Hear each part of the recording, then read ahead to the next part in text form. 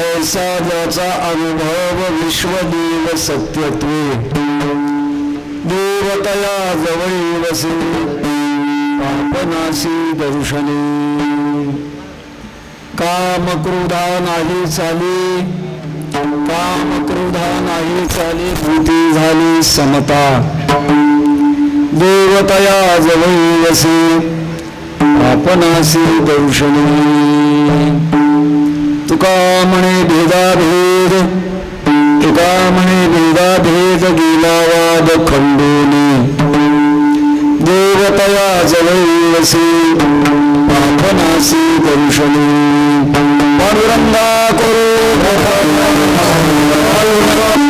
जयांचे क्रिया स्मरण होय सकळ विद्यांचे अधिकरण तेश वंदो श्री शरण श्री गुरूंशी ते नमस्कारून आता काय माझी वाणी मानेल संतांशी रंगवू चित्तासी अपुलिया माझी वाणी तुझी वर्णी गुणनान ऐसे प्रेम काही कळा मस्तक हे पायावरी यावर करी संतांच्या विठ्ठल विठ्ठल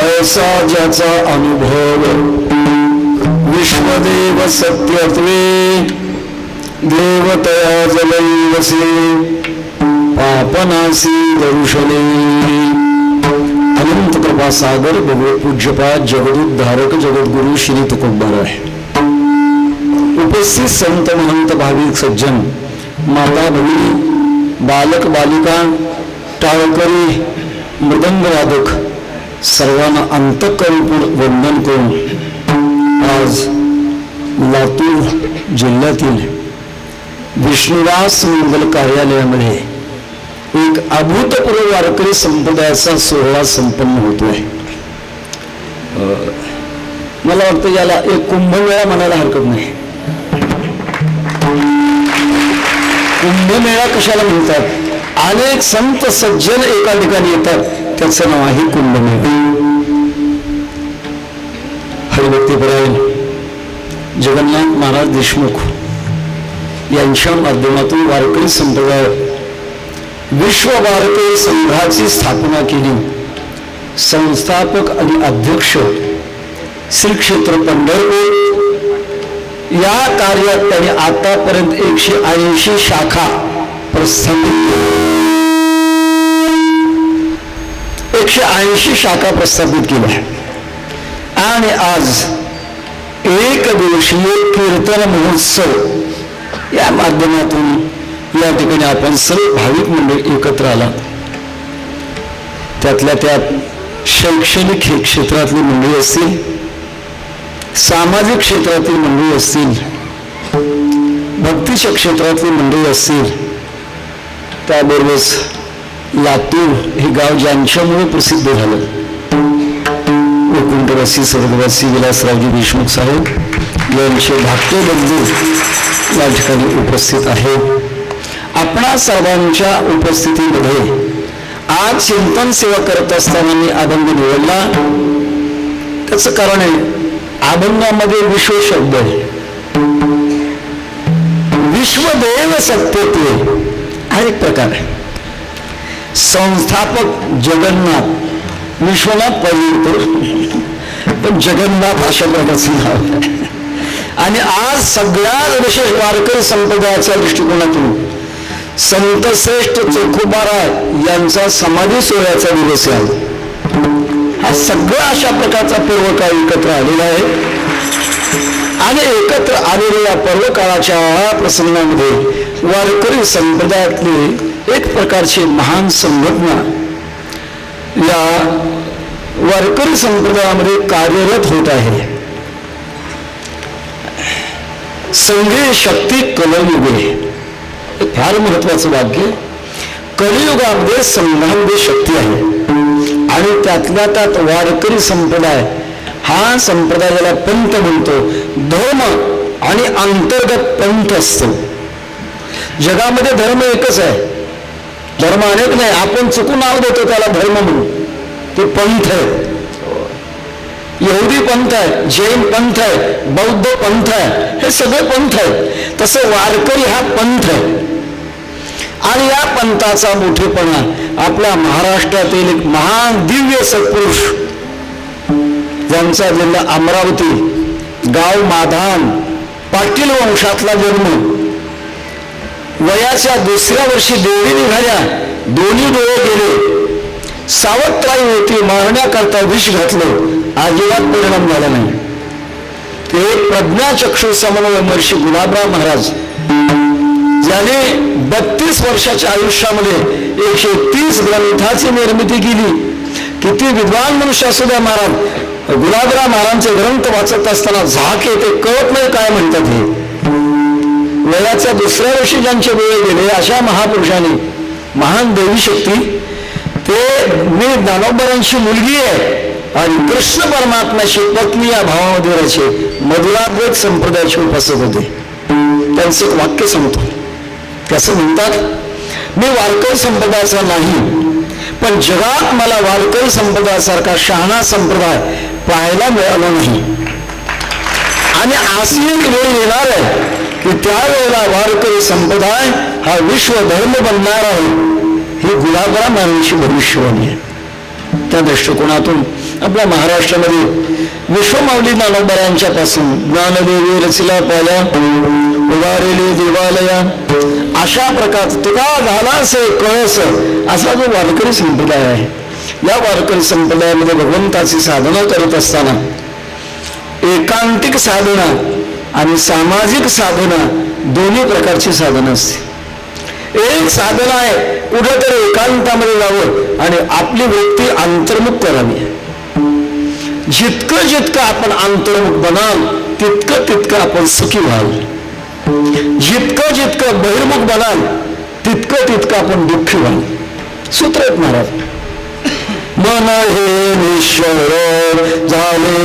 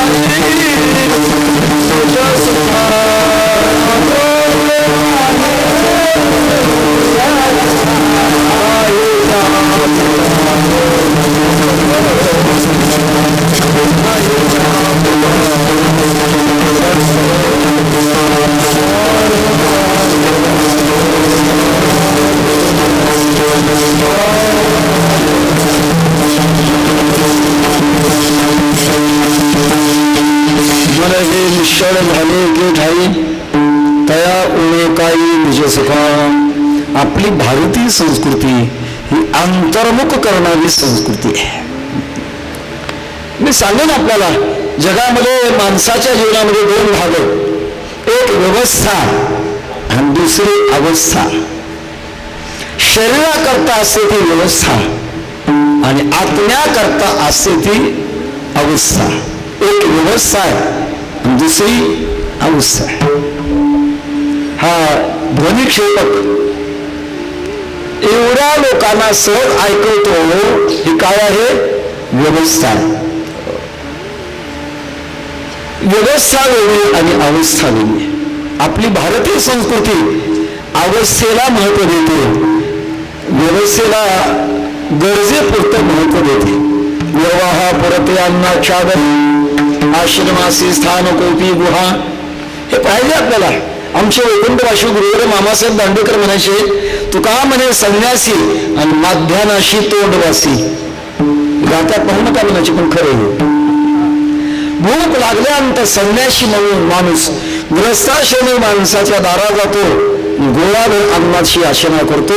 व्यवस्था पण केवळ व्यवस्था आपल्या भारतीयांचं लक्ष नाही. आपल्या भारतीयांचं लक्ष आहे अवस्था.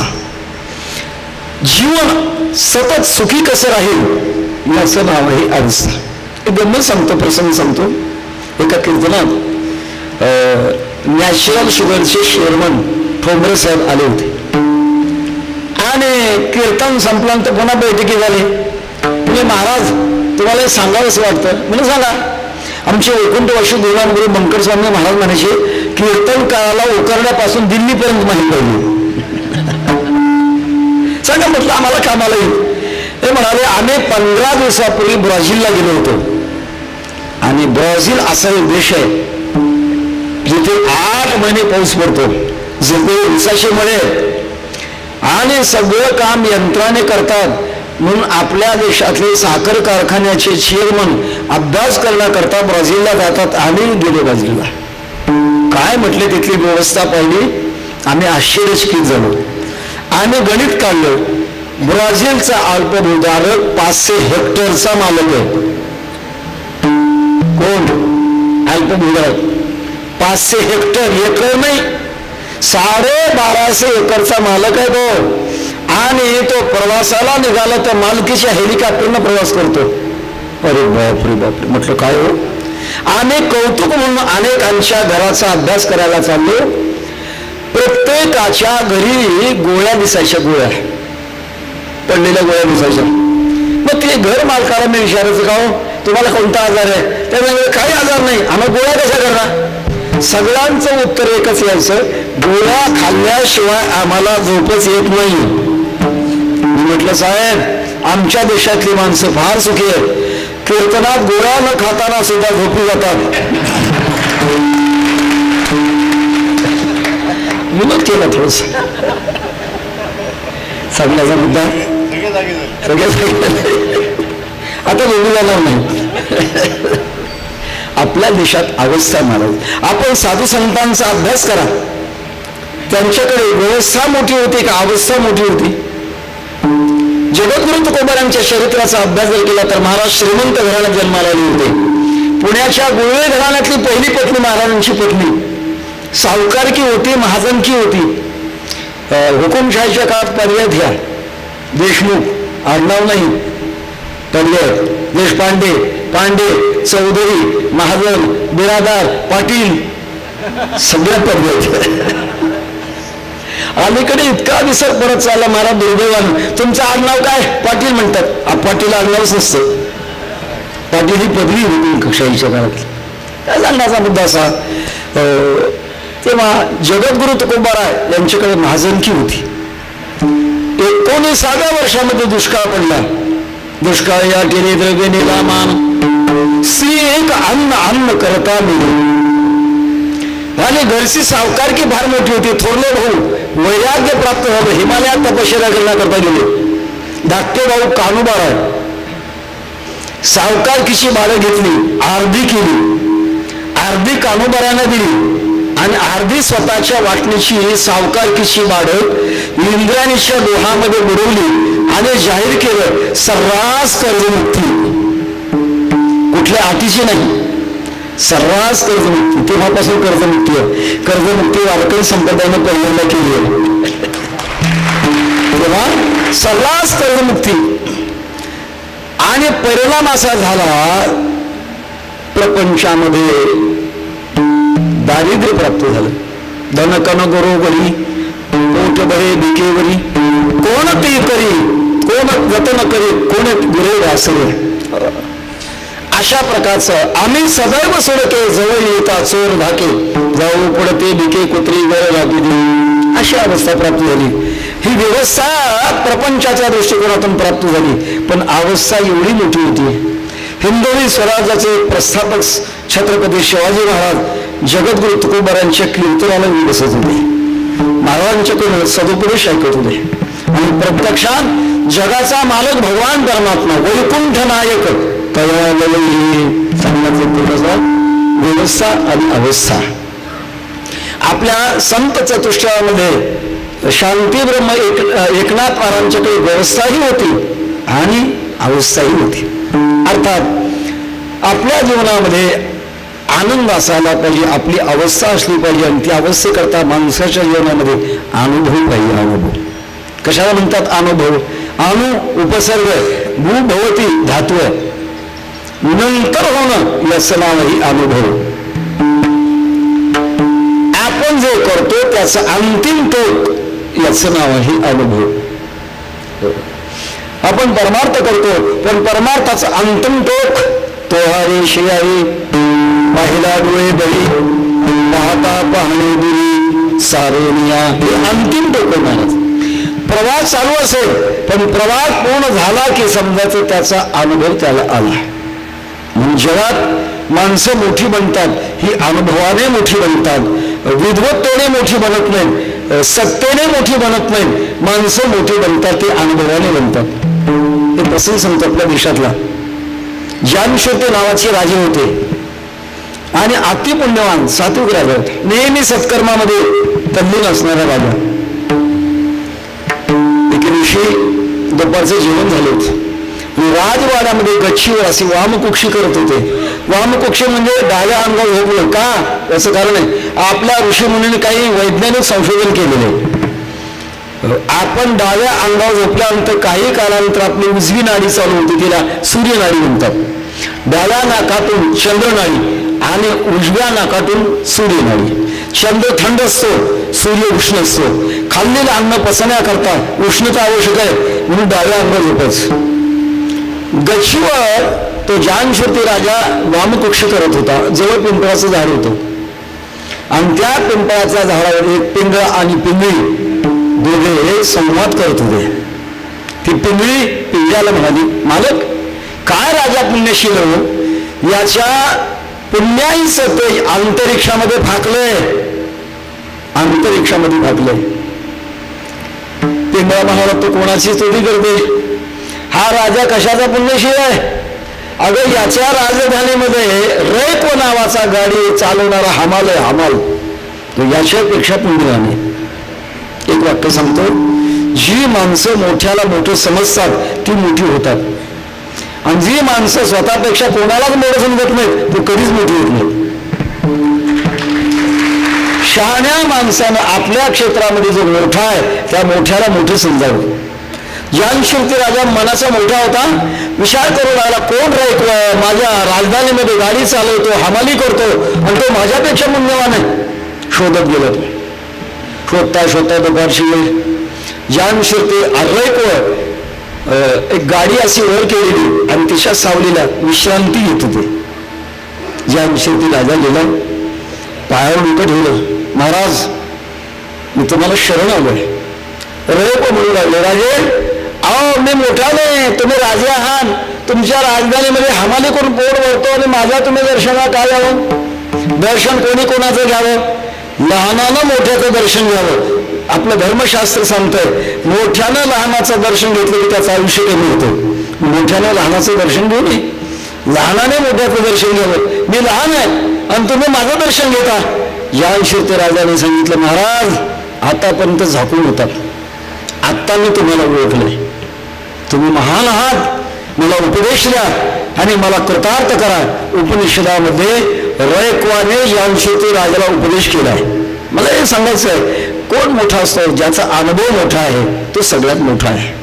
नुसता विद्वत्ता कामाची नाही, अनुभव हा महत्वाची गोष्ट आहे. आणि त्या अनुभवाचा विचार करत असताना त्याचे काही विशारद, काही अनुभव देशाने मर्यादित आहेत, काही अनुभव कालाने मर्यादित आहेत, काही अनुभव वस्तूने मर्यादित आहेत, काही अनुभव अवस्थेने मर्यादित आहे. जगातल्या सगळ्या अनुभवाला मर्यादा आहे. काही अनुभव देशात मर्यादित आहेत. हिमालयातला अनुभव कन्याकुमारीला येणार नाही आणि कन्याकुमारीचा अनुभव हिमालयात येणार नाही. प्रत्येक देशाचे अनुभव भिन्न भिन्न आहेत. सांगेल आपल्याला एक प्रसंग. आपल्या देशामध्ये 700 वर्ष आपला देश गुलामीमध्ये पडला होता, परंतु भारतीय संस्कृती मात्र हल्ली नाही. एक पाश्चात्य देशातला महान संशोधक मॅक्स मुल्लर नाव त्याचं, मॅक्स मुल्लर, तो विचार करू लागला, या भारत देशामध्ये 700 वर्ष आक्रमण झालंय परंतु यांची संस्कृती बदलली नाही. ज्या भिंतीचा पाया पक्का आहे ते भिंत पक्की असते, डगमगत नाही ती. या भारतीय संस्कृतीचा पाया कोण आहे, त्याने अभ्यास केला तर त्याला कळलं की वेद हा आपल्या भारतीय संस्कृतीचा पाया आहे. आणि वेदाचा अभ्यास करण्याकरता मॅक्स मुल्लर बोटीनं आला. बोटीनं आल्यानंतर आपल्या हिंदुस्थानामध्ये हे बोटीतून खाली उतरल्यानंतर मॅक्स मुल्लरने पहिल्यांदा साष्टांग दंडवत घातला. जवळ शलकाव काय आहे त्यांचं इथं तुम्हाला माहित नाही. जगात अशी पवित्र भूमी दुसरी नाही. पण ज्या भूमीमध्ये स्वतः भगवान परमात्मा अवतार घेतात आणि ज्या भूमीमध्ये संत अवतार घेतात, या भूमीला पहिला पाय लावण्याच्या अगोदर साष्टांग दंडवत घालतो आणि नंतर उभा राहतो. अशी पवित्र भूमी आहे. मग देशात अनुभव बदलतात, काही कालामध्ये अनुभव बदलतात.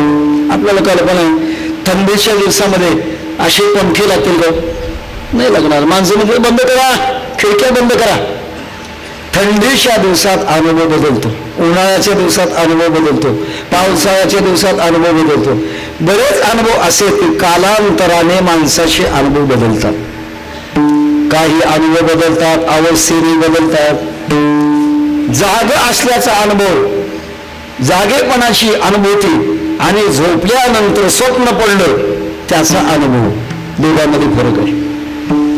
जागृतीतला अनुभव स्वप्नात नाही आणि स्वप्नातला अनुभव जागेपणात नाही.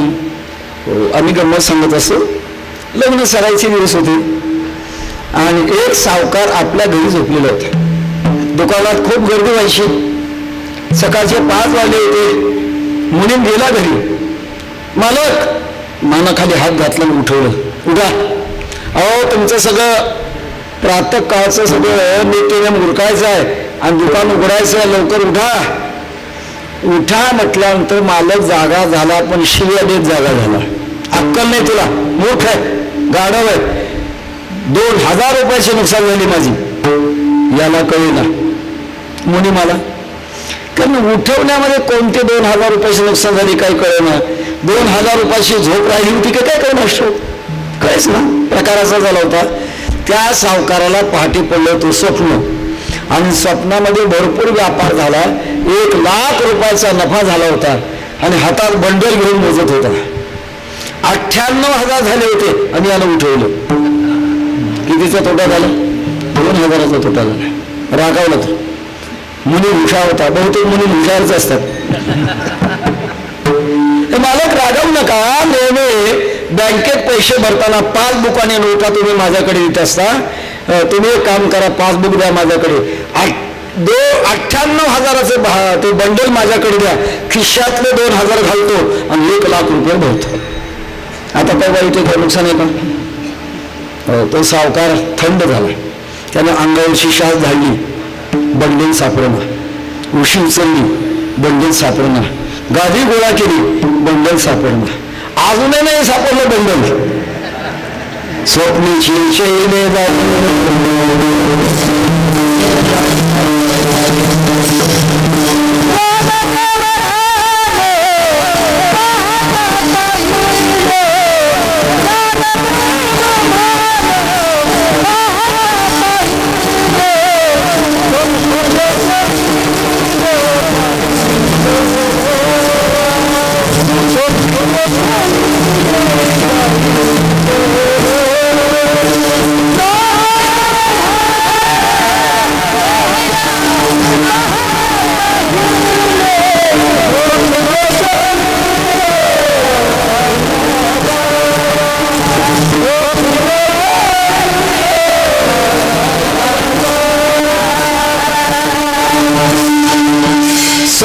स्वप्नी महिमा.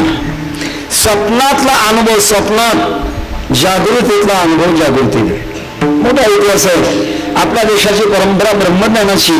राजा जनक होते आणि एके दिवशी राजमंचकावर झोपी गेले होते. स्वप्न पडलं.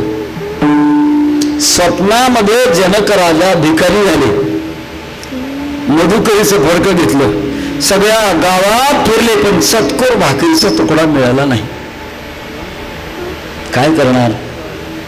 दुःख वाटलं, जागे झाले आणि मनात विचार करू लागले, मी राजमंचकावर झोपलो आहे आणि अनुभव भिकारीपणाचा आला. हे खरं का ते खरं, मनात प्रश्न निर्माण झाला. आणि आपल्या मनाचं समाधान कोण करील? प्रश्न विचारू, पण प्रश्न उघडा करायचा नाही, प्रश्न झाकून करायचा. जनक राजाच्या दरबारामध्ये मोठे मोठे विद्वान माणसे यायची. राजा जनकाने विचारायचं, महाराज हे खरं का ते खरं? कोणाला कळतं हे आणि ते? काही कळायचं नाही, कोणी उत्तर देत नव्हतं. राजा जनकाच्या सद्भाग्याने अष्टावक्र मुनी आले, 8 ठिकाणी वाकडे होते. आल्यानंतर विचारलं, महाराज माझा प्रश्न फार दिवसापासून सुटत नाही, हे खरं का ते खरं? अष्टावक्र मुनीने सांगितलं, राजा जसं ते तसं हे. ते म्हणजे स्वप्न आणि हे म्हणजे राज्य. जे जे देखणे सकळ ते हे स्वप्नचे मृगजळ, म्हणून चिंते चरण कमळ रखुमा देवी वराची. तेव्हा अवस्थेने माणसाचे अनुभव बदलतात, देशाने बदलतात, काळाने बदलतात, अवस्थेने बदलतात आणि व्यक्तिमत्वात अनुभव बदलतात. व्यक्ती आणि व्यक्तिमत्व या दोघात फरक आहे. माणसाचा आकार ही व्यक्ती आहे, पण त्याने आपल्या जीवनामध्ये मिळवलेला पुरुषार्थ हे व्यक्तिमत्व आहे. 1962 साली भारत चीन यांचं युद्ध चालू होतं. आम्ही त्यावेळेला आळंदीला होतो आणि आमचे वैकुंठवाशी गुरुवर मामासाहेब दांडेकर असे बसलेले असायचे. एके दिवशी असा प्रसंग झाला, त्यावेळेला केसरी हे वर्तमानपत्र आणि मामांच्या पुढे पडलेलं होतं. इतक्यात एक कोणीतरी मनुष्य दर्शनाला आला आणि योगायोगाने मुखपृष्ठावर त्या काळचे आपल्या देशाचे पंतप्रधान पंडित जवाहरलाल नेहरू यांचं फोटो होता. त्यांची बातमी यायची.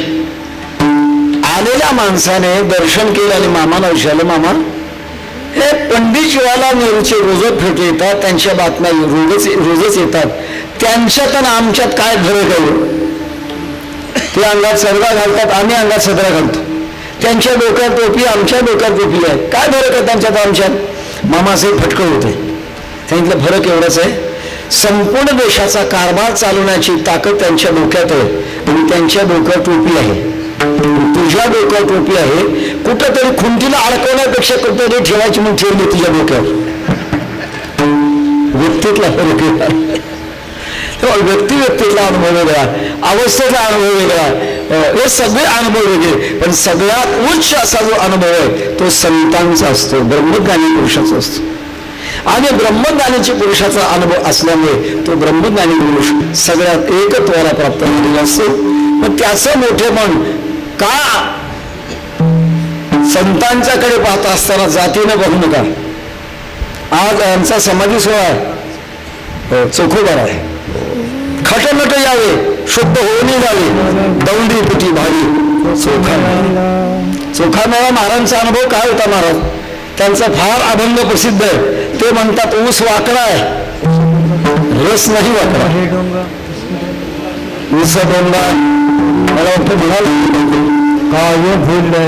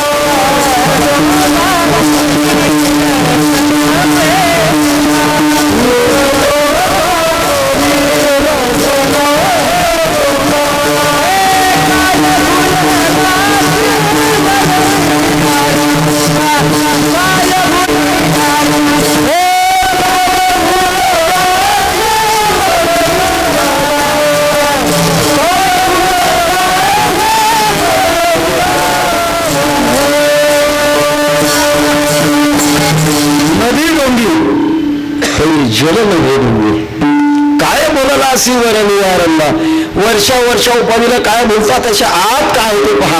आणि ज्याला तो अनुभव मिळाला तो सगळ्या जगात मोठा आहे. त्यांचं वर्णन जगत गुप्तकुंभार आहे. अभंग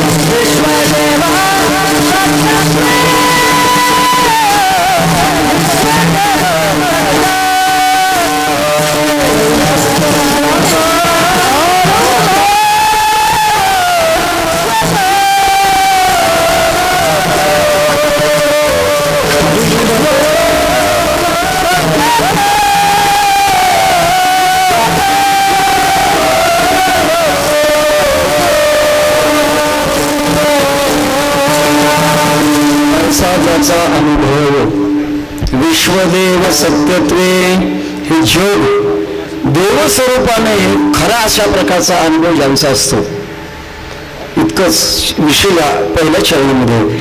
पण या सगळ्या चरणाचा आपण दिशाभूल करावा म्हटला तर कमीत कमी 1 दीड तास लागेल. इतकं आपला कुठे वेळ महाराज, ताकापुरतं रामायण. त्या दृष्टिकोनातून चालता चालता ओघामध्ये आपल्याला बोलायचं आहे. याचं चिंतन ऐकण्याकरता ज्यांना वेदांताचा अभ्यास आहे अशी माणसं जवळ पाहिजे. विश्वको आणि विश्वदेव होईल कसं? दोघांचे गुणधर्म पाहिले, दोघांची स्थिती पाहिली तर एकदम विरोध आहे. तमक प्रकाशवत विरुद्ध स्वभाव, अंधार आणि उजेड यांचा जसा विरोध आहे. जिथं अंधार आहे तिथं उजेड नाही, आणि जिथं उजेड आहे तिथं अंधार नाही, असा जर विरोध असावा तसं जग आणि परमात्मा यांचा विरोध आहे. पण दोन्ही एक, खऱ्या स्वरूपातून एक अशा प्रकारचा ज्याचा अनुभव आहे. आता प्रकार आहे विश्वाच्या बाबतीमध्ये. आपण जर पाहिलं एक क्षणभर रस स्थिर नाही महाराज. जगाचा आपण पाहिला विचार जर केला, ज ग, ज म्हणजे जन्माला येतं आणि ग म्हणजे जातं. जायते गच्छती ती जगत, निर्माण होतं आणि संपतही त्याचं नाव आहे जग. आणि मग निर्माण होतं जातं त्याचं नाव जग आहे. आणि देव त्याला म्हणतात जो नष्ट होत नाही तो देव. दोन्हीच ऐक कसं होईल? एक गंमत सांगतो आपल्याला. एकदा जगामध्ये मोठ्या मोठ्या विद्वानांची परिषद भरली होती. मोठे मोठे विद्वान माणसं आणली आणि आणल्यानंतर परिषद भरली. एक महत्वाचा प्रश्न टाकला, जगात काय बदलत नाही? हा सुंदर प्रश्न महाराज. जगात काय बदलत नाही? कोणाला उत्तर देता येईना. एक मोठा तत्ववेत्ता होता, उठला, मी देतो म्हटलं उत्तर द्या. त्याने उत्तर दिलं, जगात बदल बदलत नाही. लक्ष दिल्याशिवाय कळत नाही. जगात काय बदलत नाही? बदल बदलत नाही. त्याचं नाव आईन्स्टीन. तो आईन्स्टीन म्हणतो जगात बदल बदलत नाही. अश्वत्थने नमसूरूढ बोल 15व्या अध्यायामध्ये म्हणतात, अरे हे इतकं नाशवान आहे. भिंगोरी नदी पडली, ते गमी भूमीशी जळली, ते बी वेगात शो भुली होत जगा. लहान मुलं भिंगोरी खेळतात आणि भिंगोरी एकदा खेळण्याकरता असे खाली टाकले फिरून गरगर गरगर फिरते. आरती वेग असल्यामुळे ती स्थिर दिसते पण स्थिर नव्हती, फार वेगाने चालते. किंवा ज्ञानोबा दृष्टांत देतात, कावळ्याला 2 डोळ्याच्या खाचा आहेत पण बुबुळ मात्र एकच आहे. याचं कारण आहे, त्याला रामायणामध्ये फार मोठा प्रसंग आहे, तो प्रसंग सांगावा लागेल. कावळ्याला एकच बुबुळ आहे आणि खाचा 2 आहे, पण एकच बुबुळ 2 डोळ्यात असं गरगर गरगर फिरवतं. माणसाला वाटतं याला दोन्ही डोळे आहेत. वायसा एक बुबुळ दोन्हीकडे 2 तो फिरवतो, असा गरगर गरगर फिरवतो. हे जसं माणसाच्या लक्षात येत नाही तसं जग सारखं अशा प्रकारचे बदलते, हे लक्षात येत नाही आपल्याला. ज्या दिवशी आपण जन्माला आलो वर्षानंतर तसे राहिले नाही. गेल्या वर्षी जसे होतो तसे या वर्षी नाही. गेल्या महिन्यात जसे होतो तसे या महिन्यात नाही. गेल्या आठवड्यात जसे होतो तसे या आठवड्यात नाही. काल जसे होतो तसं आज नाही. सकाळी जसे होतो तसं संध्याकाळी नाही. आणि कीर्तनाला जर येत असताना जसे होतो कीर्तन संपल्यानंतर तसे राहणार नाही. इतका बदल झपाटत. आणि असं नाशवान चंचल अशा प्रकारचं जीवन आणि न नष्ट होणारा परमात्मा, दोघांची कथा कशी होईल? सिद्धांतामध्ये चंचल चंचलावर राहत नाही, चंचल हे निश्चलावर राहत. सिद्धांत आहे, गतिशास्त्राचा सिद्धांत आहे. आपण 2 चाकी म्हणा 4 चाकी म्हणा गाड्या घेतो आणि धावतो. का धावतो? रस्ता धावत नाही म्हणून आपली गाडी धावते. उद्याचा रस्ता धावायला लागला तर गाडी नाही धावणार. रेल्वे लोखंडी रुळावर पळते. का पळते? रुळ पळत नाहीत म्हणून रेल्वे पळते. आणि रुळामधलं अंतर 2-3 फूट जर इकडे तिकडे झालं बसणाऱ्याचं अंतर वैकुंठापर्यंत जातं. का? स्थिर एक लागतं, दुसरं अस्थिर. स्थिरावर अस्थिर राहत असत. जसं जग अस्थिर आहे परमात्मा स्थिर आहे, या दृष्टिकोनातून दोघांची एकता सांगतात. पण आपला महत्वाचा प्रश्न, एक खोटं आहे एक खरं आहे, दोघांचं ऐक्य कसं होईल? खोट्याचा आणि खऱ्याचं एकता होणार नाही म्हणा. खोटं खोट्या ठिकाणी आणि खरं खऱ्या ठिकाणी. दोन गोष्टी मिळतात तेव्हा मिळतात, दोन सारख्या असल्या तर त्यांचं एकत्रीकरण ऐक्य होण्याकरता दोघांचे गुणधर्म सारखे लागतात, तेव्हा दोघांची एकता होती. मला लातूर जिल्ह्यातलं माहित नाही, पण आमच्या उस्मानाबाद जिल्ह्यात पाण्याचा भाव 35 रुपये लिटर आहे. पाण्याचा भाव किती? 35 रुपये लिटर, पण दुधात मिसळल्यावर.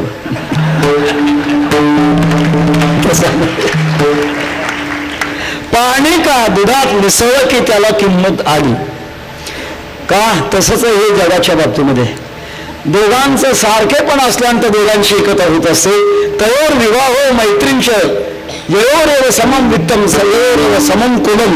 ज्यांचा पैसा सारखा, ज्यांचं कुळ सारखं, त्यांची मैत्री आणि त्यांचा विवाह होत असतो. विषमतेमध्ये व्यवहार होत नाही. तुकोबारा म्हणतात, जग आणि भगवान परमात्मा दोन्ही एक आहे असा ज्यांना अनुभव आला, त्याचं उत्तर देत असताना आपल्याला हे करावं लागेल. जग आणि भगवान परमात्मा एक कधी होईल याच्यामध्ये एकाचा लय आणि एकाचं अस्तित्व दोन्ही अनुभवायला यावं लागत. दृष्टांत सांगेल, ज्ञानोबारांनी दृष्टांत दिलेला आहे. एक माणूस बाजारात आला होता आणि बाजारामध्ये खेळणीचं दुकान पाहिलं त्याने. त्या खेळणीच्या दुकानामध्ये कापडाचा साप होता आणि त्याला आठवण आली नातवाची.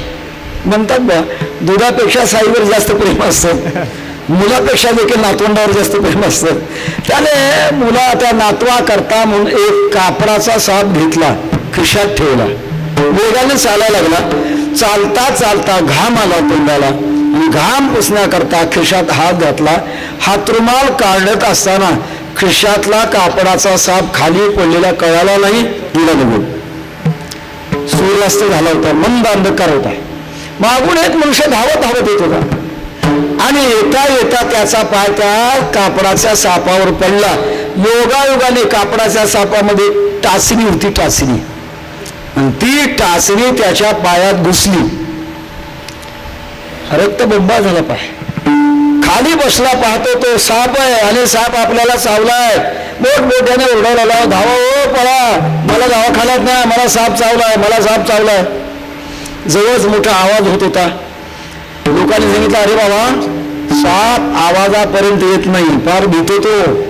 आणि गंमत आहे महाराज, आपल्याला सर्वांना माहित असेल का नसेल, सापाला कान नसतात. मग ऐकतो कशानं? तो डोळ्यानंच ऐकतो, पाहतोही डोळ्याने आणि ऐकतोही. म्हणून संस्कृत भाषेमध्ये सापाला चक्षुश्रवा म्हणतात, डोळ्याने ऐकतो तो. अरे बाबा, एवढा आवाज आहे आणि एवढ्या आवाजामध्ये साप कसा येईल? नाही बघा, माझ्या पायाचं रक्त निघायला लागलं, बरोबर तो चावलाय मला. एका शहाण्या माणसाने उजेड आणला आणि कापडाच्या सापावर धरला. आता खरा साप दिसेल का कापडाचा साप दिसेल? कापडाचा साप दिसेल. त्याचा भ्रम राहील का? मला साप चावला असं म्हणेल का? आता नाही. मग तिथेच त्याचा जो साप होता तो साप कुठे गेला? त्या सापाची आणि कापडाच्या सापाची एकता झाली. खोट हे खऱ्यात मिसळलं तेव्हा एक रूपता होते विठ्ठल.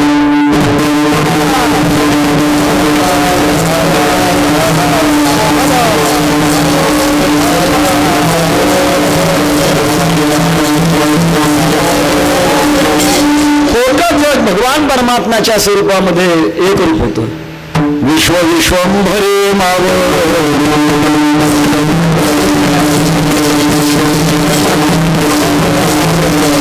जीवनाचा झाला अंतरी,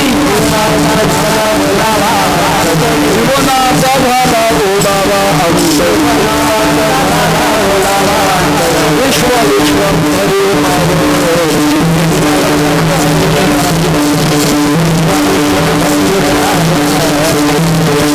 सोळाव्या अध्यायाच्या नमनामध्ये ज्ञानोबा म्हणतात, नावळेत विश्वाभास नवल उदयला चंदांश अद्वयाब्दिने विकास बंधू आता. सद्गुरु रूपी सूर्य का उदयाला आला, जग मावळत आणि जगाचे परमात्म्याची एकरूपता होते. असा ज्याचा अनुभव असतो, हा अनुभव येतो, एक प्रसंग सांगतो आणि मग पुढे चालतो.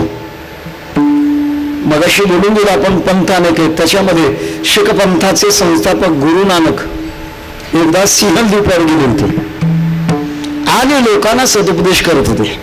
असं आहे, ज्याची वाणी पिकलेली असते त्याच्या वाणीला समाज चिटकून असतो, हालत नाही समाज. आमच्या पूर्व काळामध्ये आमचे वैकुंठवासी गुरुनाम बंकर स्वामी महाराज पंढरपूरला त्यांच्या मठामध्ये काकड्याचं भजन करायचे विना घेऊन. त्यावेळेला लाऊडस्पीकरची सोय नव्हती म्हणतात. 3 मजल्यात आवाज ऐकून एवढं मोठ्याने भजन करायचे. विशेष त्या काळातला संगीताचा सम्राट बादशहा बालगंधर्व स्वामींच्या भजनाला जागा मिळत नाही म्हणून 2 तास अगोदर बसायचा. काय कौतुक आहे महाराज, ज्या स्वामी महाराजांनी सारे गमपदानीचा कधी केलं नाही, त्यांच्या भजनाला बालगंधर्व येऊन बसतोय याचं कारण वाणी पिकलेली होती. आणि त्या स्वामींच्या भजनाला असं तसं या शीख धर्माचे संस्थापक गुरु नानक यांची वाणी पिकलेली होती. समाजाच्या झुंडीच्या झुंडी मागे लागलेल्या होत्या. प्रकार असा झाला, सिंहद्वीपाचा राजा, त्याचं नाव होतं शिवनाथ. त्याने विचार केला, या साधूच्या मागे एवढा समाज लागला, हे साधू खरे साधू आहेत का ढोंगी साधू आहेत, बघूया. शिवनाथ राजाने एके दिवशी रात्री 1 वाजता एक वेश्या शृंगार करून गुरु नानकांना फसवण्याकरता पाठवली. बाळा, शृंगार कळतो का रे? शृंगार शब्द कळाला का? शृंगार नाही कळाला. मेकअप, हातशात आखणारा आरसा लागत. शृंगार इंग्रजी आणि मेकअप मराठी. तुमचा दोष नाही हो, आमचा दोष आहे. आम्ही आमचा सभ्यपणा मिरवण्याकरता मराठी बोलत असताना इंग्रजी मिसळून बोलू लागलो, त्याचा दुष्परिणाम आहे आणि भयानक धोका. महाराज, कालांतराने मराठी भाषिकांनाच मराठी कळेल का नाही, सगळ्यात मोठा धोका आहे. कोणी म्हणेल हा बुवा इंग्रजीच्या विरोधात दिसतो, नाही, इंग्रजीच्या विरोधात नाही. शाळेत होतो तो पण इंग्रजी भाषेमध्ये मला पहिला नंबर होता, मला दुसरा नंबर माहीत नव्हता. पण पुढचा आहे का, तुम्हाला बोलायचं का, शुद्ध इंग्रजीच बोला, शुद्ध मराठीच बोला, मिसळून बोलू नका. रामसुखदासजी म्हणायचे, आपली संस्कृती जगावी वाटत असेल तर 4 गोष्टी बदलू नका: देश, भाषा, वेशभूषा, खानपान आणि देहसंबंध. बदलू नका तर संस्कृती जगेल ते नाही जगणार. मुद्दा असा, तेव्हा एक वेश्या शृंगार करून फसवण्याकरता पाठवली.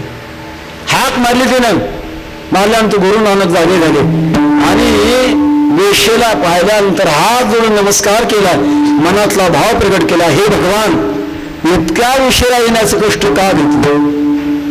आता भगवान म्हटल्यानंतर ती वेश्या थंड झाली, गेली निघून. दुसरी वेश्या पाठवली, तिला तोच प्रकार. तेव्हा दुसऱ्या दिवशी शिवनाथ राजा गुरु नानकांच्याकडे आला आणि प्रश्न विचारला, महाराज, माझा एक प्रश्न आहे. काय प्रश्न आहे? तुमच्या मनाला सौंदर्य आकर्षण करत नाही का? किती सुंदर प्रश्न आहे. तुमच्या मनाला सौंदर्य आकर्षण करत नाही का? गुरु नानकांनी सांगितलं, राजा, मी सौंदर्याचा पुजारी आहे, पण एकच लक्षात ठेव, जिथं जिथं सौंदर्य फक्त एका देवाचंच आहे, दुसरं कोणाचंच नाही. पाये तुकडे माय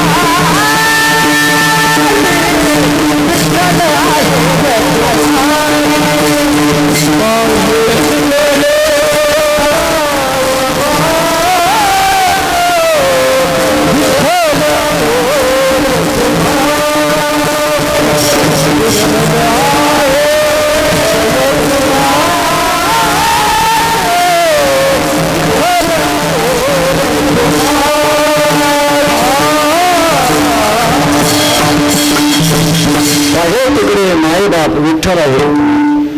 भूती देव म्हणून भेटतो या जना, नाही भावना नर नारी. हे जग नव्हे, जन नव्हे, हा अवघा जनार्दन. हे सगळं परमात्मा रूप आहे. असं ज्याच्या हृदयाला अनुभवाला येतं, देवाला शोधू नका, देव त्याच्या जाऊ वास्तव करतो.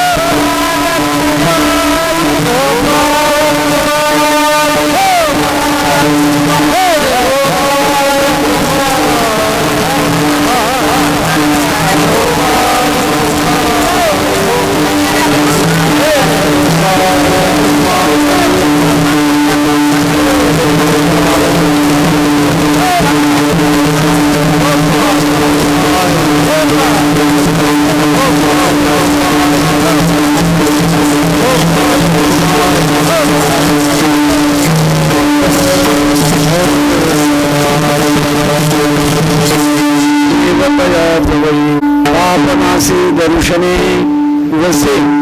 आसे आणि वसे याचा फरक आहे. आसे तर सर्वस्वच अहम हृदय जन्म विष्णू परमात्मा सर्वांच्या हृदयदेशी मी अमुक आहे अशी वृत्तीस बरे आणसी ते वस्तू का मी सगळ्यांच्या जवळ आहे. पण आहे पण वसे नाही. वसे म्हणजे विशेषत्वाने वसे. आसन सामान्य आणि वसन विशेष. गो खांडावया घाव घाली का लावणी जयाने केली. दोघा एकच सावली वृक्ष देवैसा ठेविला परिवरी. कवनाते निवारी ना निवारी कवन कवने व्यापारी राहते तोही नेणे. पकवाज वाजवण्याची खांदी पालट झाली आहे. कशी होते महाराज आपली का होऊ नये. का कीर्तन करावं अन्याय कोणास ठाऊक. सगळ्याचे खांदे पालट चालले पण कीर्तन करायची चालत नाही. प्रवाह आहे. वारकरी संप्रदायाचा हा विशेष आहे. तुम्ही आणि खेळी गदारी आनंदी. आता एवढे गायक आहेत महाराज एवढी लाईन आहे. मला वाटतं लातूर जिल्ह्यातला इतिहास आहे. इतके टाळकरी एका कीर्तनामध्ये आहेत पण सगळ्यांचे टाळ एकच. सगळ्यांचं म्हणण्याचं प्रमाण एकच. जरी दोन बाजूला म्हणायला लागले अप्पर डिप्पर कोणाला तरी स्थान द्यावं लागतं. आपण मागे सरकावं पुढे दुसऱ्याला पुढे स्थान द्यावं. नारायण हरिभक्त की प्रथम ही पहचान आप आमानी होय रहे देत और नको मान. हे तत्व आपल्या जीवनामध्ये आहे. सगळ्याचा मुद्दा असा देवतया जवळी वसे पापनासी दर्शनी. असा अनुभव ज्यांचा आहे परमात्मा त्यांच्या जवळ वास्तव्याला राहतो. सगळ्यांच्या जवळ अस्तित्वात आहे पण वास्तव्य म्हणजे विशेष स्वरूपातून भगवान परमात्मा तिथे राहतो. नुसतं राहत नाही. सर्व काम करे नस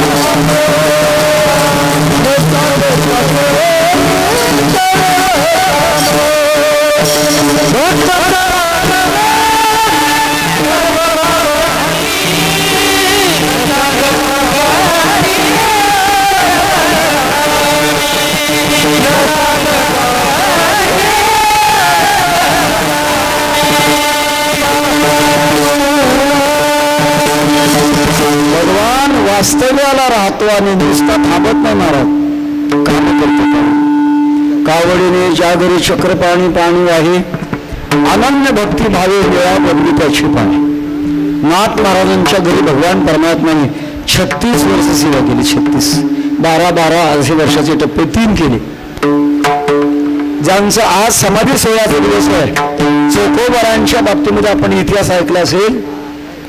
महाराज पंढरीची वारी करायची.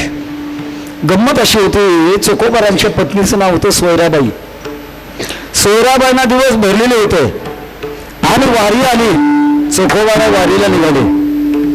सोयराबाईने सांगितलं मी आता माझे दिवस पूर्ण भरले आहे आणि आता तुम्ही वारीला जाता माझं कसं होणार आहे. काही विचार केला नाही महाराज.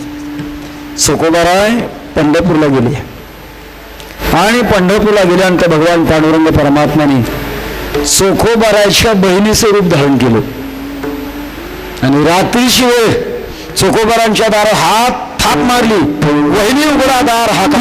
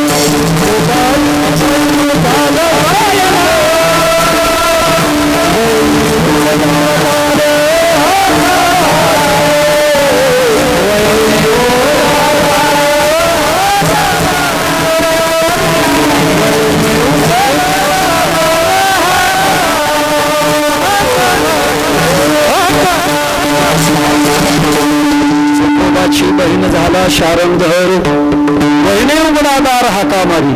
हाका मारल्या. चकोबरांच्या पत्नीने स्वरादाने दार उघडलं आणि सगळं बाळांतपण चकोबरांच्या पत्नीचं भगवान परमात्म्याने केलं.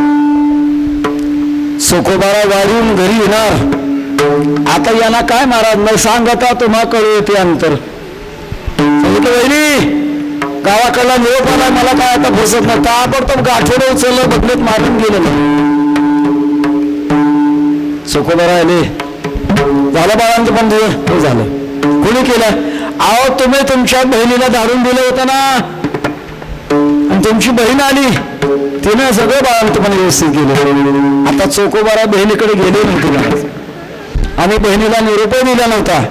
चकोबारांच्या लक्षात आलं हे काम माझ्या पंढरीनाथाशिवाय दुसऱ्याने कोणी केलं नाही. चकोबारांच्या हृदय भरून आलं. चकोबाची बहीण झाल्या शारंग, वहिनी उघडादार हाका मारी. असा भगवान परमात्मा राहतो आणि सगळंही काम करत असतो. बसे त्याच्या दर्शनाने जीवाच्या जीवनात असणारे पापाचा नाश होतो.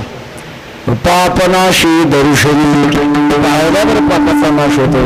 विस्तार करण्याकरता खूप वेळ लागेल. 9 वाजले. वेळेमध्ये जास्त वाढवणे बरोबर नाही. समाज दुरून आलेला आहे. त्या दृष्टिकोनातून वेळेत आपल्याला जितक्या वेळेला मी विना घेतला तितक्या वेळेमध्ये मी चिंतन उरकणार आहे. विठ्ठल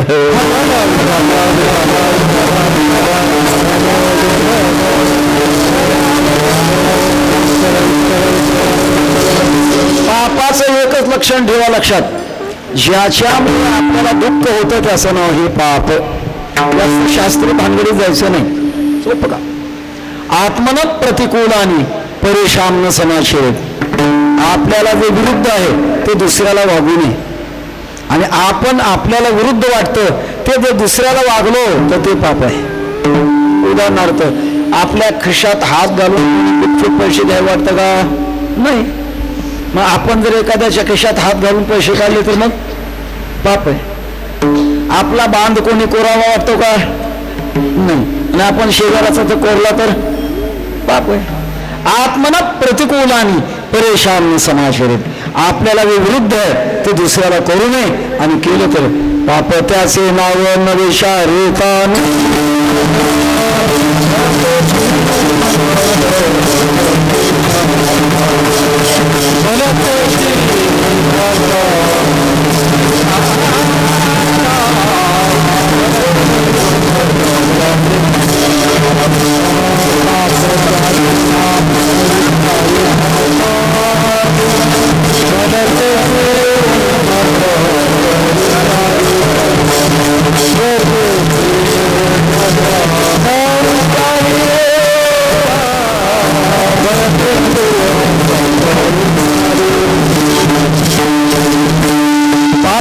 नाव न विचारिता नीत बलते शिवनमत्त करी सदा.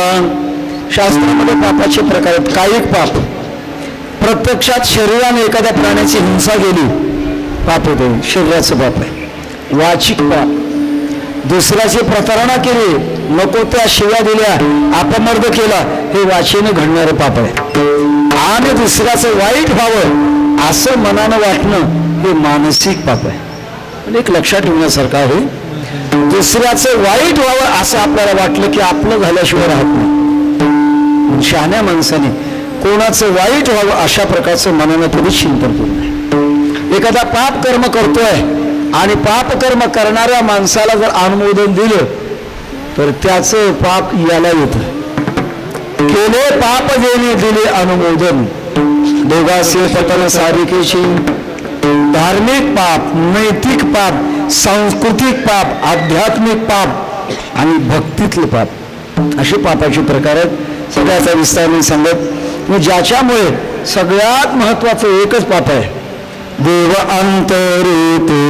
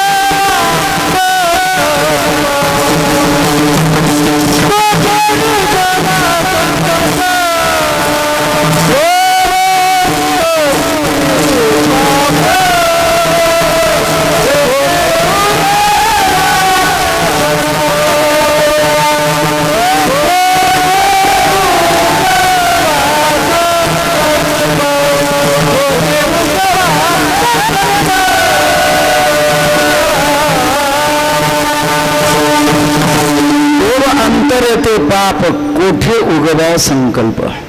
हरिण जन्म नरकची पैजाना यमाचा यातना नारायणाच्या लोपे घडती अवघीच पापे. एक परमात्म्याचा मनाचा वियोग झाला की पापाला सुरुवात होते. अशी सगळी पाप अशा महापुरुषाच्या दर्शनाने संपत असतात.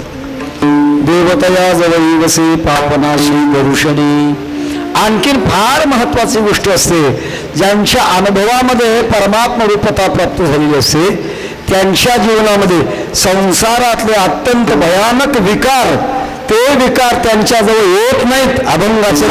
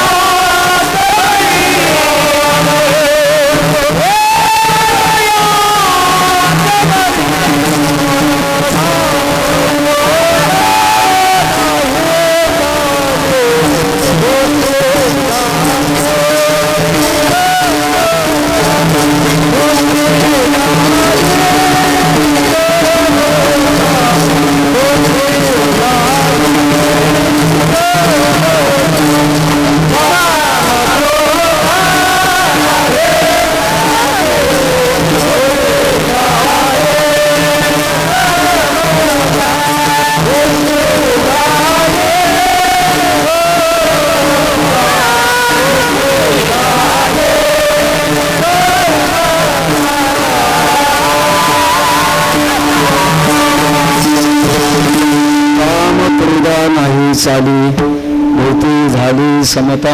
म्हणजे निर्माण झालेला आहे त्यांच्याकडे. त्या बाबतीमध्ये समता, समत्वम ब्रह्म उच्यते. परमात्मा समरूप आहे.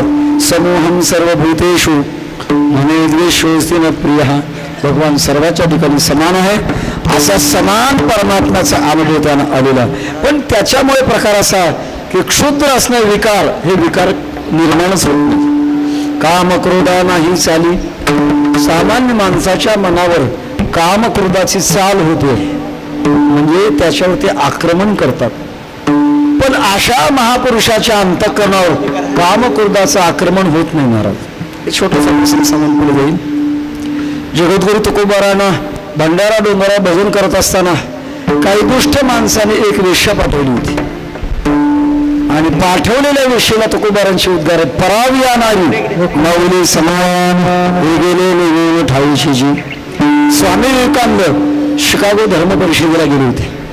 निमंत्रण होतं, पण आपल्या वैदिक धर्मातलं तत्वज्ञान किती उच्च आहे हे जगाला समजून द्यावं तेवढ्या करता आपण होऊन गेले. सर्व जगाला विनंती केली. अहो म्हणले मी हिंदुस्थानहून आलो आहे, आमचं वैदिक तत्वज्ञान काय आहे ते जगाला आम्हाला सांगायचं आहे. सर्व जगाने सांगितलं तुम्ही ऐन वेळेला आला, तुम्हाला निमंत्रण नाही, पण तुमचा मान म्हणून फक्त 4.5 मिनिट बस नाही. ठीक आहे म्हटलं. स्वामी विवेकानंद उभे राहिले. जगातली विद्वान माणसं ज्यांचं आपल्या आपल्या तत्वज्ञानामध्ये गाढा अभ्यास, अशी माणसं पुढे होती. असं असतंय एखाद्या वेळेला आपल्या पुढे समाज मोठा मोठा बसलेला असला तर तो असल्यानंतर नवीन कीर्तनकाराचा कुठं कुठं घाम फुटतो हे कीर्तनकारालाच माहिती आहे, बाकीच्यांना काय माहिती. स्वामी विवेकानंदांना घबराट निर्माण झाली. काय बोलावं हे कळेना. विठ्ठल विठ्ठल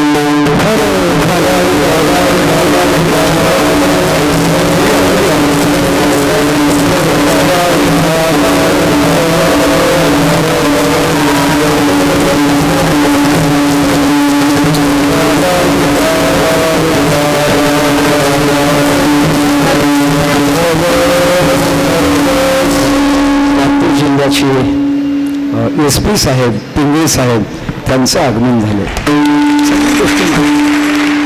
प्रशासनातली माणसं सात्विक असल्यानंतर जनतेला सुद्धा सात्विकपणाची धडे मिळणार हे भाग्य आहे. सांगणार माझा मुद्दा असा आहे, विशेष महाराजांनी सांगितलं गळ्यात तुळशीची माळ आहे, मग तर आणखी टाळ्या बाजून त्यांचं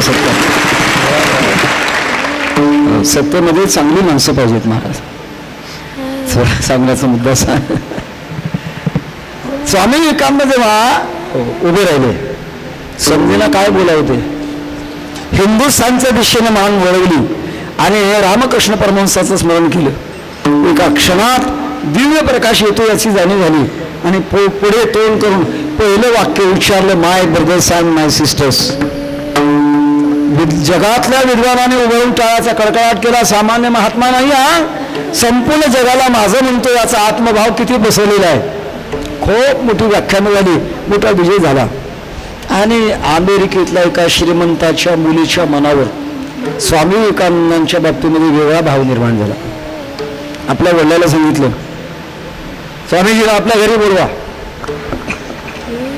खूप मोठी घरी श्रीमंती, भाऊ नाही, दुसरी बहीण नाही होण्याची शक्यता, अशी एक मोठ्या श्रीमंताची मुली.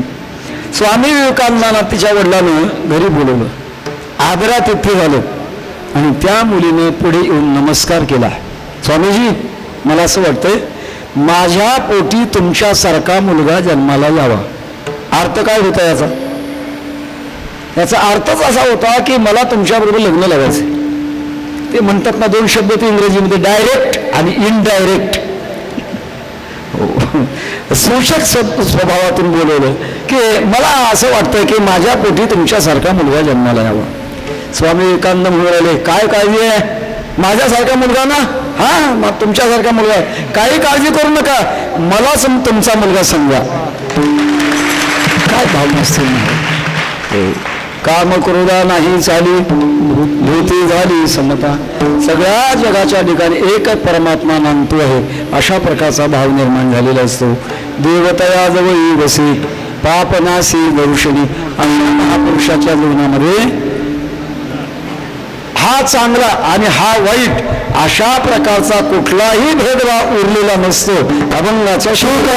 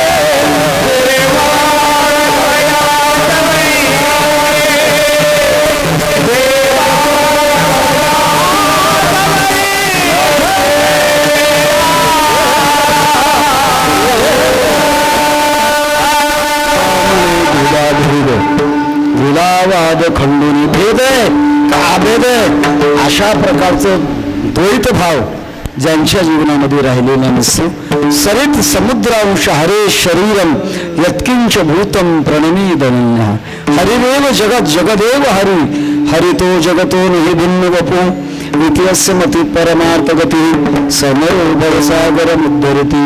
असा भेद राहिलेला नाही. असं ज्यांचं जीवन आहे देवतया जवळी वसे पापनासी दर्शनी.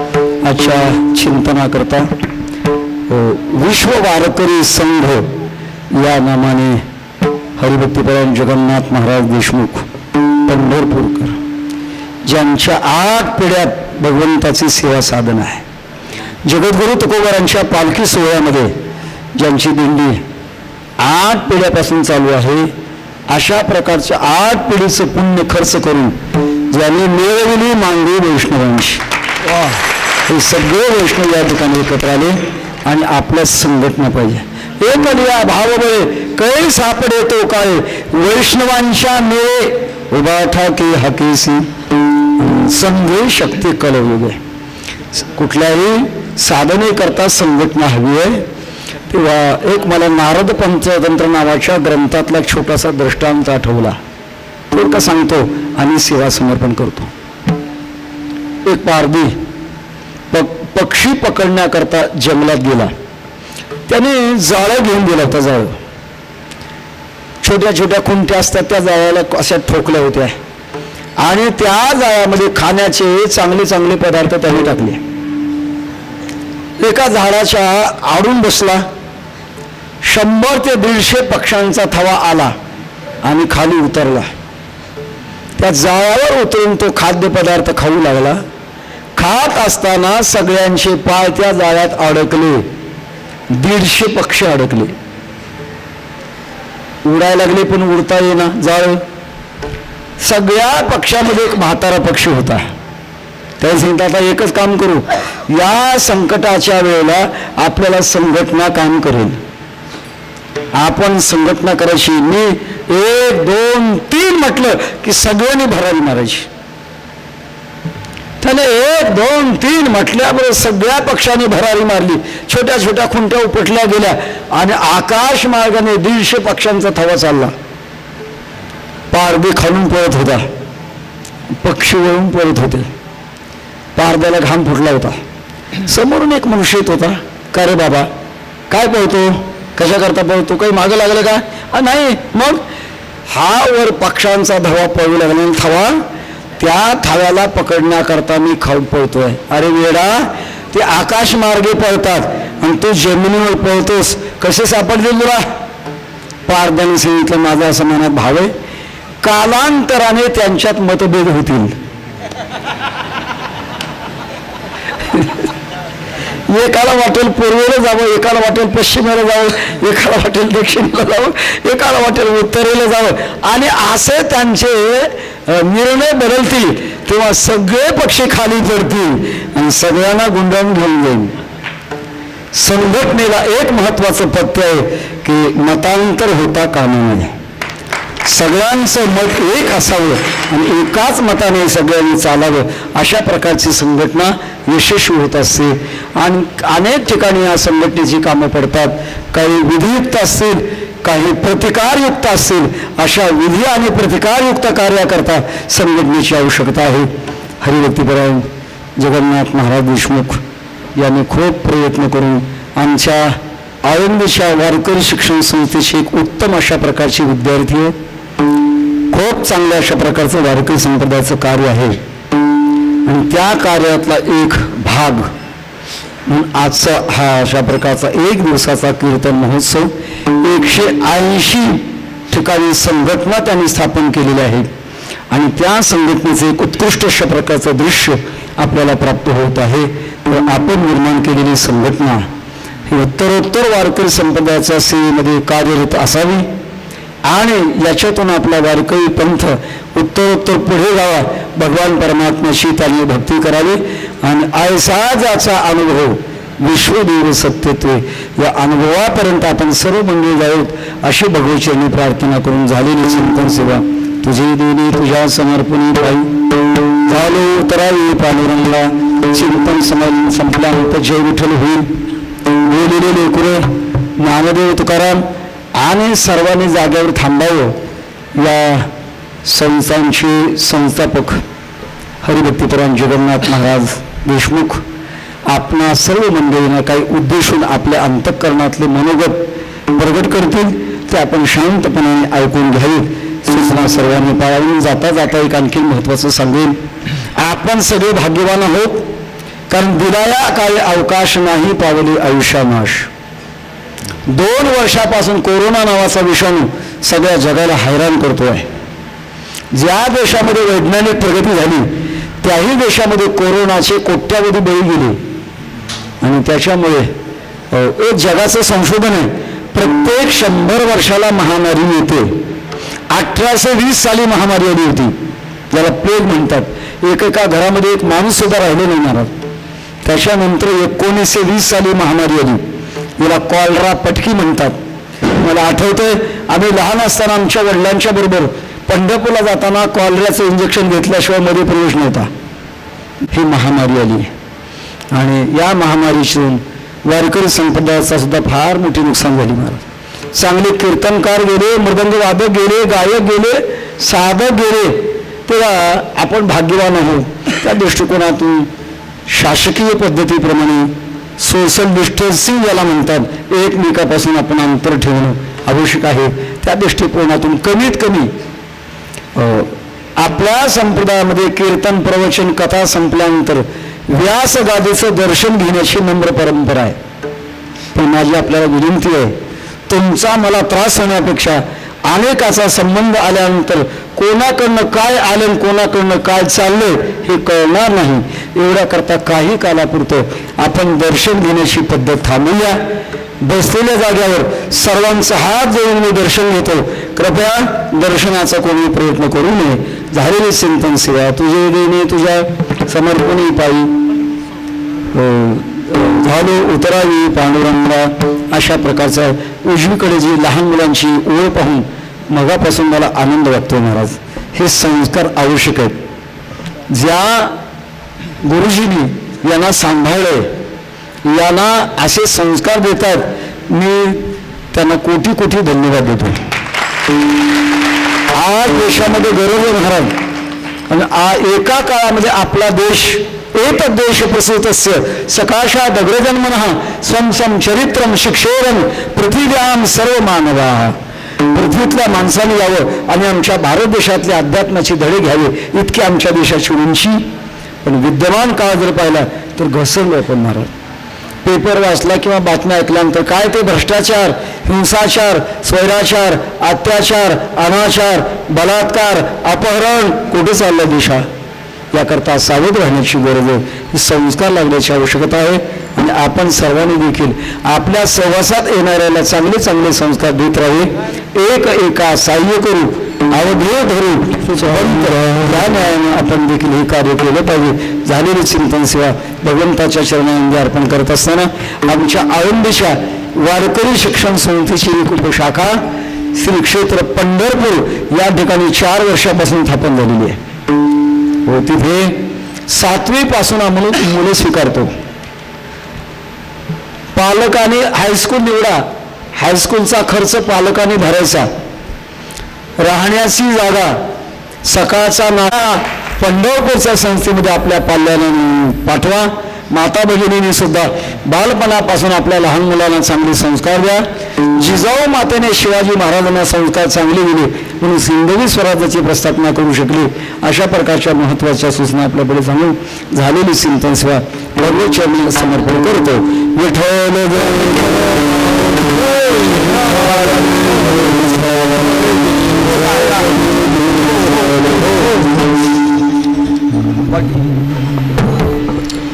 संपाद्य ज्ञानांची विदाय भक्ती लोकितोयेन समाधिराजा वैराग्यवंतम सुविचारयुक्तम नमामि जोगम शिरसा गुरुंतम. आज या ठिकाणी लातूर जिल्ह्यातील सर्व विश्व वारकरी संघाचे सर्व पदाधिकारी या ठिकाणी भव्य दिव्य स्वरूपाचा असणारा विराट मेळावा किंवा एक दिवसीय कीर्तन महोत्सव याच्याकरता आमच्या लातूर विभागातून लातूर जिल्हा, लातूर तालुका, लातूर शहर, लातूर ग्राम शाखा यांच्या सर्वांच्या सहकार्यानं हा सोहळा या ठिकाणी पार पडतोय. हा माझं एकट्याचं सहकार्य नाही, सर्वांनी सहकार्य केलं त्याच्यामुळं हा विराट असणारा उत्सव या ठिकाणी साजरा होत आहे. हे करत असताना गेले 1 महिना झालं माझ्या मनामध्ये होतं की लातूर या ठिकाणी विश्व वारकरी संघाचा एक दिवसीय कीर्तन महोत्सव घ्यावा. दादा ज्या दिवशी संघटना स्थापन करायची त्याच्या अगोदर तुम्हाला एक 15 दिवस मी सहज विनवणी केली, दादा संघटनेला नाव काय देऊ. पण तुम्ही त्या ठिकाणी बोलत असताना सांगितलं की जेणेकरून आपल्या वारकरी संप्रदायाला आणि आपल्या फडकरी पद्धतीला आणि जोग महाराज वारकरी शिक्षण संस्थेला कमीपणा येईल असं तू कार्य करू नकोस. आणि ही सर्व संघटना साहेब 36 जिल्हे आणि 260 तालुक्यामध्ये संघटनेचे तालुकाध्यक्ष आणि जिल्हाध्यक्ष आम्ही त्या ठिकाणी दिलेले आहेत. 36 जिल्हे महाराष्ट्रामध्ये वेगवेगळ्या विभागामध्ये आता कमीत कमी आमच्या 1700 ग्रामशाखा त्या ठिकाणी महाराष्ट्रामध्ये झालेल्या आहेत. पुढेही ज्या वेळेला महाराष्ट्रामध्ये विश्व वारकरी संघाच्या शाखा स्थापन करत असताना लातूर जिल्ह्यामध्ये मी सहज सांगून जातो की मला परंपरा असणाऱ्या 2 परंपरा आहेत. एक वारकरी फडकरीची परंपरा आणि दुसरी स्वानंद सुखनेवशी सद्गुरू जोग महाराज वारकरी शिक्षण संस्थेची परंपरा. ज्यावेळेला शाखा स्थापन करत असताना कोणाकडूनही कोणत्याही प्रकारचा 1 नया रुपया आज घेणार नाही, उद्या घेणार नाही, कधीच घेणार नाही. कोणत्याही प्रकारचा कोणालाही पैसे त्या ठिकाणी आज मी सांगेल तुम्हाला ज्या ठिकाणी एखाद्या वयोवृद्ध कलावंताला जर या ठिकाणी एखादा अधिकारी जर त्या ठिकाणी लढत असेल तर आमचे प्रवीण पाटील इथं आलेले आहेत, आमच्या संजय गांधी निराधारचे अध्यक्ष आमचे संतोष भाऊ आलेले आहेत, नंतर आमचे आदरणीय लालासाहेबजी चव्हाण साहेब आलेले आहेत, नंतर आमच्या देशमुख परिवाराचे सदस्य अभिजित भैया पुढे या की, अभिजित भैया पुढे या ना इकडे, अभिजितजी भैया देशमुख साहेब आलेले आहेत, आमचे देशमुख परिवाराचे परिवारातील सदस्य आमचे दायगुरे साहेब आहेत, आमचे इकडं माधवदादा गंभीर आहेत, इकडं मला सर्व आधार केंद्र असणारे आमचे द्वारकादास श्यामकुमार परिवाराचे प्रमुख आमचे तुकारामजी भैया पाटील आदी करून ही सर्व जी मंडळी आहे साहेब या सर्वांच्या सहकार्यानं हे आपण हे कार्य त्या ठिकाणी करत असताना आमचे पंढरपूरपासून मी मुद्दाम नाव पाठीमागे ठेवले. पंढरपूरला ज्यावेळेला आदरणीय आमचे पिंगळे साहेब आले आम्हाला वारकऱ्याला ज्या ज्या वेळेला अडचण येईल त्या त्यावेळेला आंदोलनाला सहकार्य साहेब करायचे आणि त्यावेळेला मी सांगितलं साहेब तुम्ही लातूरला जरी आला तर आम्ही लातूरला तुमच्या पाठीमागे येणारच. आणि या दृष्टिकोनातून आदरणीय आपल्या लातूर जिल्ह्याचे SP साहेब आमचे पिंगळे साहेब या ठिकाणी आलेत. साहेब तुम्ही आमच्या पाठीशी जे जे कार्य करेल त्या दृष्टिकोनातून वारकऱ्याच्या पाठीशी राहण्याचं काम आदरणीय पिंगळे साहेब त्या ठिकाणी करत असतात. एक महत्त्वाची गोष्ट आहे की हे वर्ष आमचे गुरुवर्य माझं जीवन ज्याने परमार्थिक जीवन घडवलं ते माझे गुरुवर्य हरिभक्ती फरायण संदीपान महाराज हसेगावकर.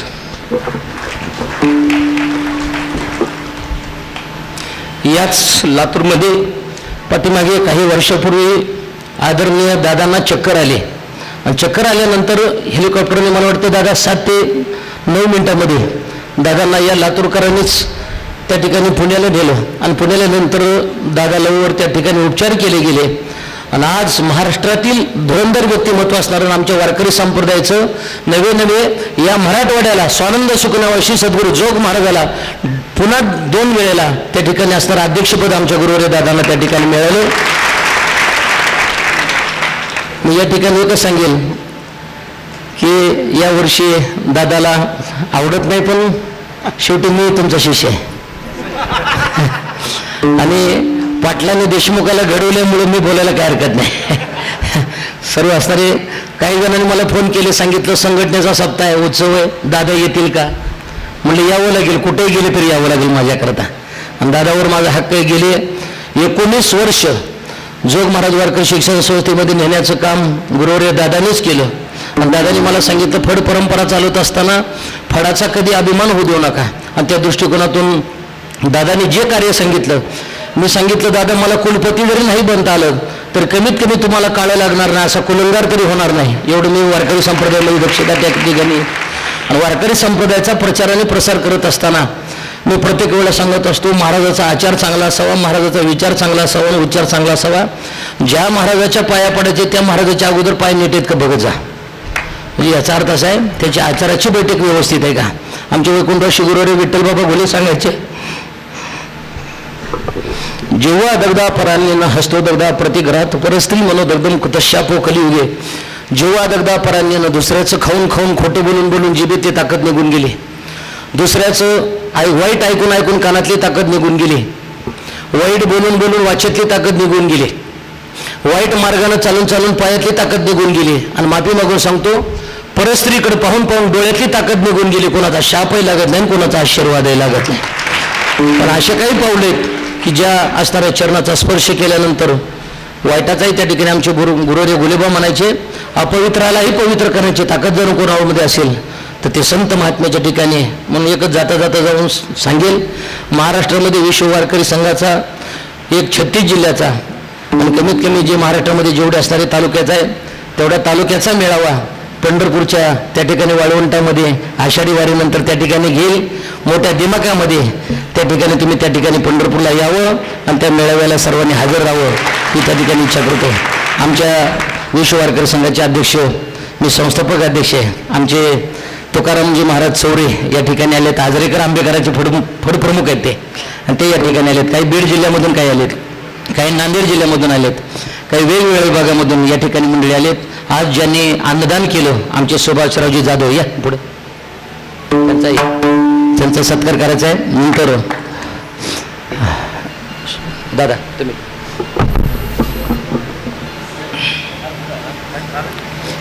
हां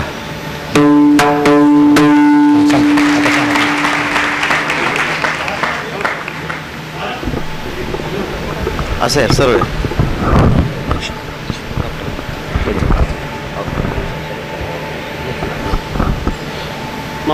यानंतर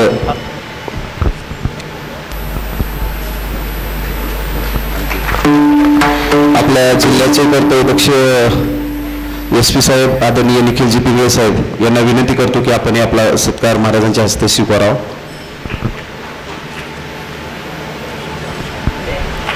अत्यंत सांप्रदायिक परिवारातील आदरणीय पिंगळे साहेब आहेत.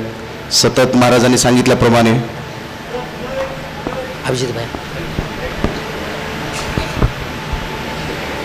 यानंतर अभिजितजी देशमुख साहेब यांनाही विनंती करतो की आपण हे सत्कार स्वीकारावा.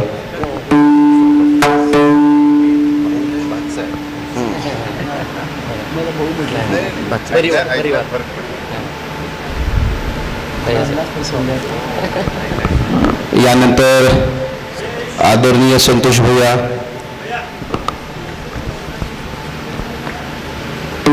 यांनाही विनंती करतो की आपण हे सत्कार स्वीकारावा.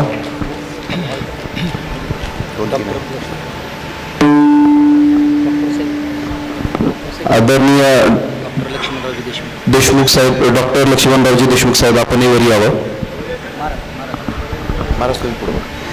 यानंतर बप्पा लालासाहेब चव्हाण आपण सत्कार स्वीकारावा.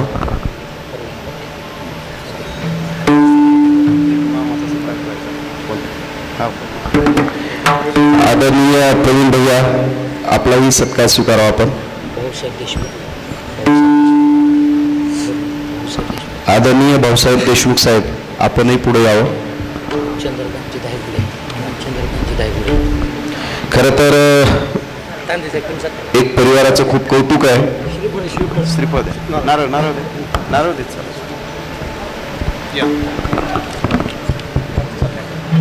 आता फक्त हार घाला. महाराज जास्त घ्या. महाराज तुम्ही घाला, त्यांना घाला. तुम्ही घाला देशमुख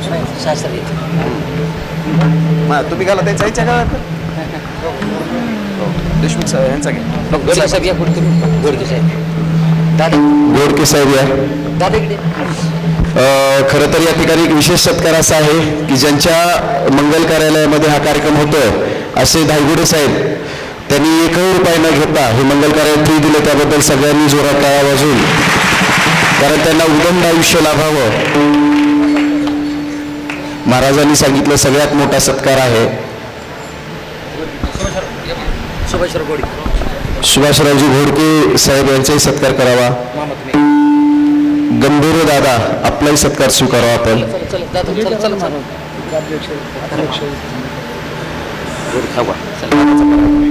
दादा जाऊ. दादा जाऊ. गंभीर दादांचाही सत्कार करावा.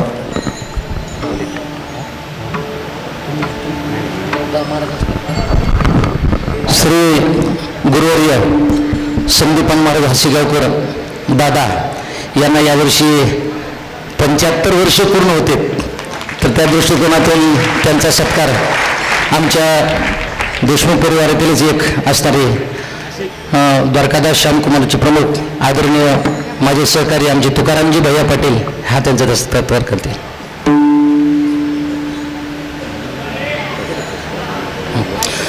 सर्वांना विनंती आहे, सर्वांची जेवणाची सोय केलेली आहे. कोणीही सर्वांना विनंती आहे, हे पंढरपूरचा प्रसाद आहे, कोणीही जेवल्याशिवाय इथून जायचं नाही. सर्वांची सोय पलीकडे केलेली आहे.